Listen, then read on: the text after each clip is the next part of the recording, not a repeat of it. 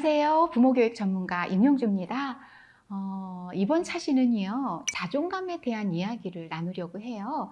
자존감, 이 부분도 부모님들이 정말 많이 알고 계시지만, 그래도 이렇게 혼란스럽고 좀 혼돈스러운 거 많을 텐데, 저도 그동안 영상에서도요, 혼란스러운 육아 키워드 해가지고요, 막 자존감에 관한 이야기 많이 했거든요. 오늘 질문 많이 들어왔을 것 같아요. 3가지 정도 질문에 답을 해드릴 것 같습니다. 선생님, 네, 첫 번째 질문 주시겠어요? 요즘 부모들은 아이들이 자존감은 높은 성인으로 컸으면 하는 바람이 큰데요. 그렇죠. 자존감, 자신감이 혼동스러운데 어떻게 다른가요? 정말 지금 질문에도 나왔지만요. 처음 듣는 질문이 아니라 정말 자주자주 듣는 질문이에요. 자존감하고 자신감하고, 사실은 자존감이 우리한테 이렇게 많이 회자되기 전에는요, 자존감이란 이렇게 많이 안 쓰고요. 자신감 또는 자존심 이런 말로도 썼거든요. 근데 자존감이라는 말이 긍정적으로 많이 쓰여요. 예를 들면 자존심도 사실은 스스로를 존중하는 마음 이런 건데, 쓸 때 자존심 상해 이런 말 써요. 자존심 올라가 이런 말 잘 안 하고요. 근데 자존감 좀 긍정적일 때 많이 써서 자존감이라는 얘기를 어머님들도 많이 쓰세요. 근데 자신감이 떨어지는 아이를 볼 때 그냥 자신감이 없구나 이러면 되는데, 우리가 알면 또 병이에요. 자존감을 아니까 부터 이렇게 보는 겁니다. 제가 자존감이 낮아서 자신감이 저렇게 없나? 오늘 분명히 해드릴게요. 자신감하고요, 자존감하고는 별개로 보셔야 돼요. 물론 모든 성향이라는 게 우리 몸의 기관처럼 이렇게 다 연결되어 있긴 해요. 어느 것 하나를 떨어뜨릴 수는 없지만, 생각해 보세요.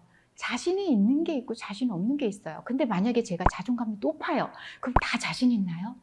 아닐 거예요. 어느 부분 자신 있고 어느 부분은 자신이 없고. 제가 강연에서도 그런 말 했거든요. 저는 그냥 앉아서 책 보는 건 그래도 좀 자신이 있어요. 원고 쓰는 것도 좀 자신 있거든요. 근데 100m 달리기 한다고 하면 막 그 앞에서 저가 막 굉장히 막 줄어드는 느낌이 들어요. 자신감이 완전히 없어지는 겁니다. 그럴 때 제 옆에 누가 와서 어머나 그렇게 자존감이 낮으셔서 어떡해요? 이러면 얼마나 억울하겠어요. 그러면요, 그때 진짜 자존감 떨어져요. 자존감은 제 책에서도 자주 얘기하지만, 아이들의 자존감은 타고난 그대로를 지키시기만 해도 돼요. 자존감 막 키워주려고 하다가 오히려 꺾는 경우가 있는데, 바로 이런 경우예요. 자신감 없는 모습을 보일 때 자존감 낮아서 어떡해 이러는 거예요. 그럼 자신감 없어 보일 때 너 자신감 왜 이렇게 없냐? 그 말도 자존감 낮추겠네요. 그럼요. 그럼 어떻게 해야 돼요? 아이가 자신 있어 할 때 그때 격려 좀 해주세요. 예를 들면 아이들마다 성향이 조금씩 달라가지고 굉장히 그 부분에 대해서 뭔가 자신이 없더라도 해보는 애가 있어요. 부모님들이 원하는 애잖아요. 그렇죠? 근데 자신감이 있다 없다가 자존감을 결정하는 게 아니라, 자신감 없는 일에 부딪혔을 때 자존감이 있는가 없는가 하는 차이가 있어요. 예를 들면 이런 거예요. 나 저거 잘 못하겠는데? 나 지금 100m 달리기 좀 떨리는데 그래도 해야지? 나 못할 거야. 나 원래 못했잖아. 나 원래 그래. 이렇게 자꾸 주저앉으면 사실 자존감 낮다고 할 수 있지만, 해보는 겁니다. 몰라. 이번에도 한번 잘 될 수도 있어. 내가 해볼 거야. 그런데 자존감이 낮은 아이는 습관적으로 자꾸 자기를 깎아내리기 때문에 내가 해봤자야.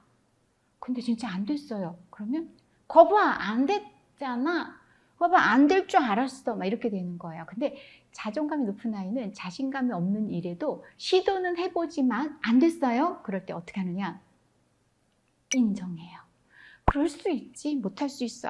잘 됐으면 좋았을 텐데. 에이, 속상하다. 하지만 내가 자신 있는 것도 있잖아. 이렇게 가는 거예요. 그러니까 자존감 높은 아이가 자신감이 다 있는 것도 아니고요. 자신감 없다고 해서 자존감이 낮은 것도 아니고요.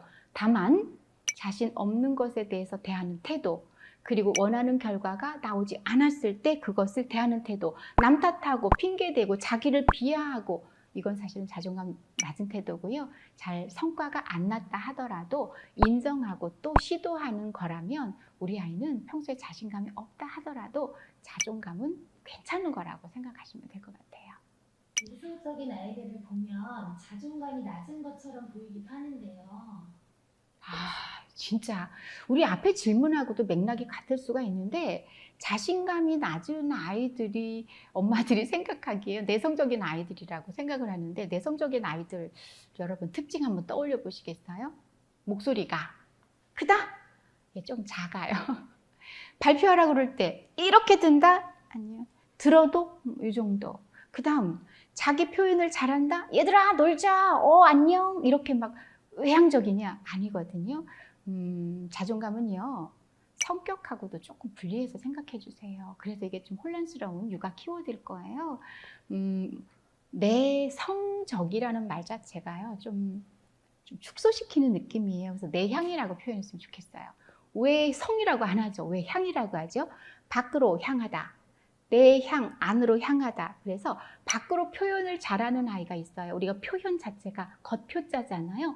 드러내어 자기를 나타내야다. 그런데 내성적인 아이, 내향적인 아이들은 이렇게 표현하는 것보다 자기 내면하고 잘 만나요. 그래서 저는 내향이란 말을 하면서 자기 내면의 표현을 잘하는 아이라고 이렇게 얘기하고 싶어요.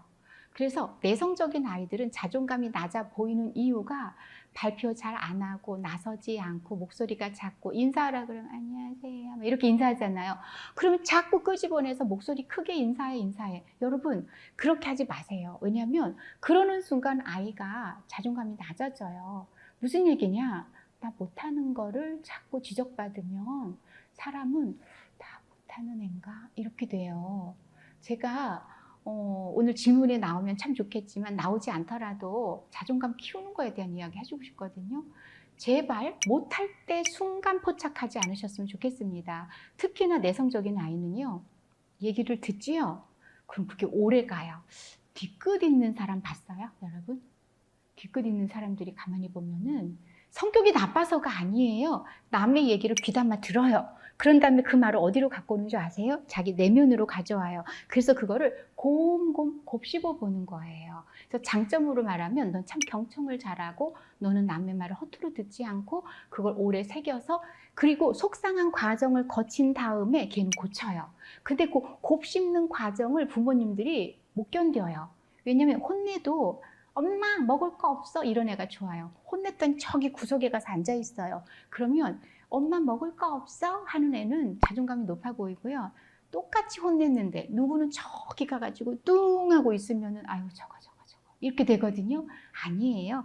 걔는 분하고 속상하고 엄마한테 들은 얘기를 지금 자기와 내면과 대화하는 거거든요. 그럴 때 우리가 괜히 안다고 자존감 운운하지 않았으면 좋겠습니다. 결론은요. 내성적인 것과 자존감은 별개로 취급하셔서 오히려 내성적인 아이를 장점을 많이 살려주셨으면 좋겠다. 자존감이 올라갈 거다. 였어요. 그러면 자존감을 높여주는 방법이 있나요? 아이고 우리 선생님이 바로 얘기해 주셨네요. 자존감 높이는 방법. 근데 이거는요. 사실은 제 짧은 영상에서는 정말 다루기 어려운데 제가 3가지 알고 계시겠지만 정리해 드릴게요. 자존감은요. 어른의 자존감하고요. 아이의 자존감은 달라요. 자존감 3요소는 같아요. 사람이 자기에게 유능감, 효능감 느끼는 거.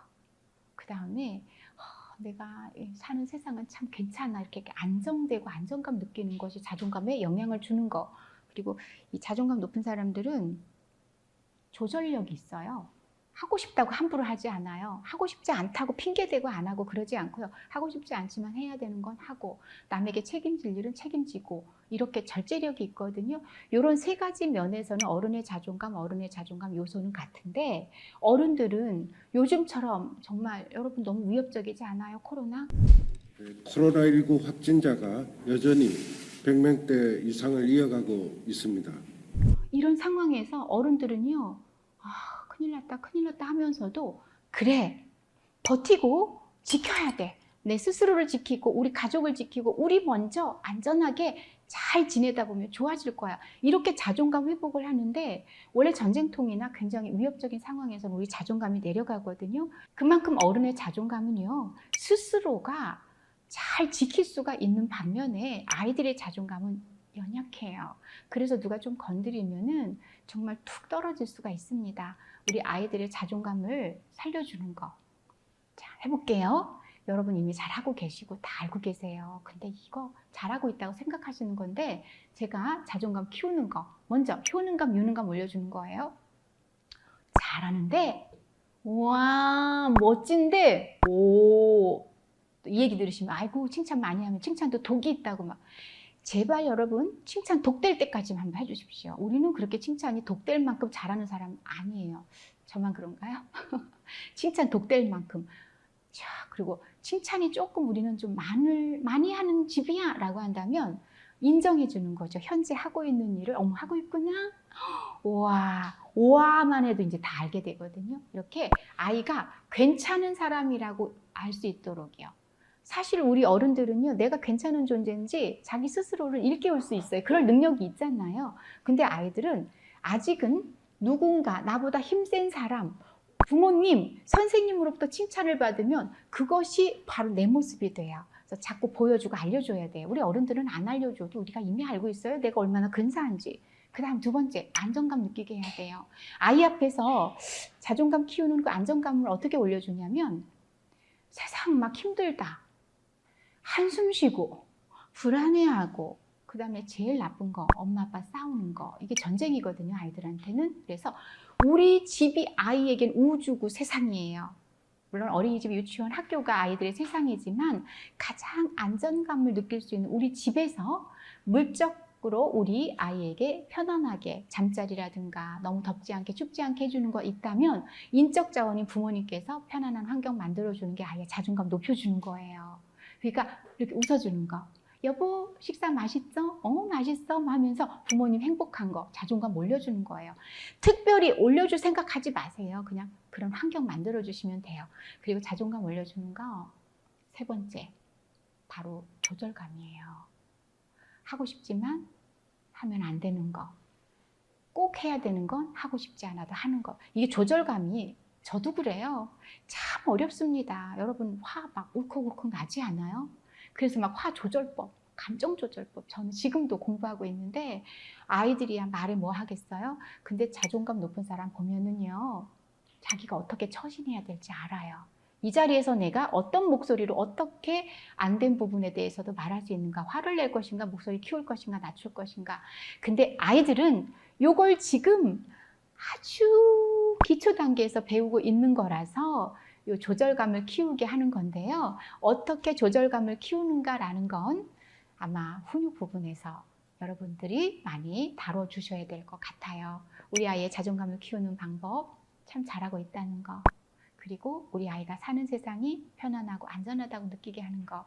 그리고 해야 할 것과 하지 말아야 할 것에 대해서 구분을 할 수 있게 키우는 거. 이게 바로 어렵지 않지요? 자존감을 높이는 방법입니다. 무엇보다 부모님 자존감이 먼저라는 것 말씀드리면서 마칠게요. 지금까지 저와 함께 1차 시, 2차 시는 황혼유가 어떻게 하면 3대가 행복해질까 이야기 나눴고요.